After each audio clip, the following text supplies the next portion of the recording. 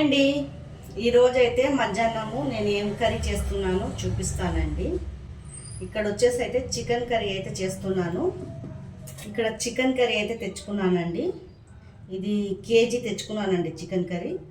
కొంచెం ఫ్రై చేస్తాను, కొంచెం కర్రీ అయితే చేస్తాను. దాని గురించేమో 2 ఆనియన్ అయితే కోసుకున్నానండి.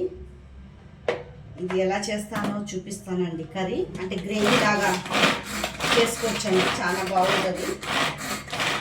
ఇది ఉల్లిగడ్డ తగ్గుతానికి చాలా పనికొస్తుందండి, చాలా మంచిగా ఉంది. మనకు ఎన్ని ఉల్లిగడ్డలైనా కలుపుకోవచ్చు, ఇట్లా కంట్ల కంచి నీళ్ళు రాకుండా.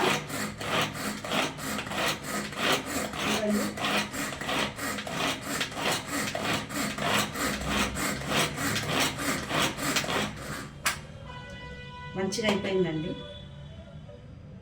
మొత్తం చిన్న చిన్న ముక్కల్లాగా అయిపోయినాయి. ఇప్పుడైతే కొద్దిగా తీసేసి ఫ్రై అయితే చేస్తాను. అల్లం పేస్ట్ వేసుకుంటున్నానండి. ఇది రాగి అన్నం వెంబడి గ్రేవీ లాగా చేసుకుంటేనే బాగుంటుంది చాలా. పసుపు, మనకు రుచికి సరిపోయేంత కారము,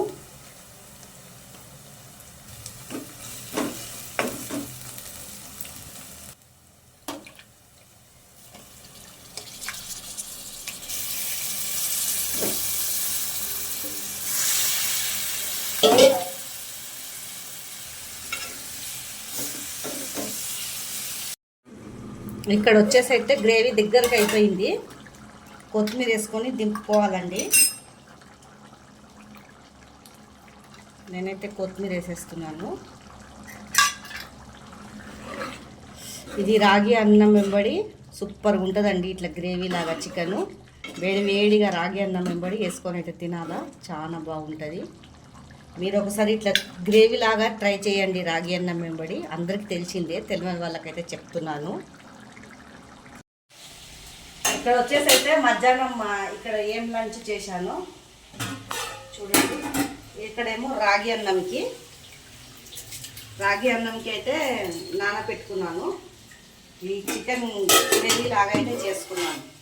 చికెన్ గ్రేవీ లాగా చేసుకుంటే రాగి అన్నం వెంబడి. ఇక్కడ వచ్చేసేమో మిరియాలు వేసి అయితే ఫ్రై చేస్తున్నానండి చికెను. మిరియాలు, పట్టా, లవంగ, ఇలాచీలు అయితే రుబ్బుకొని ఫ్రై అయితే చేసుకుంటున్నాను.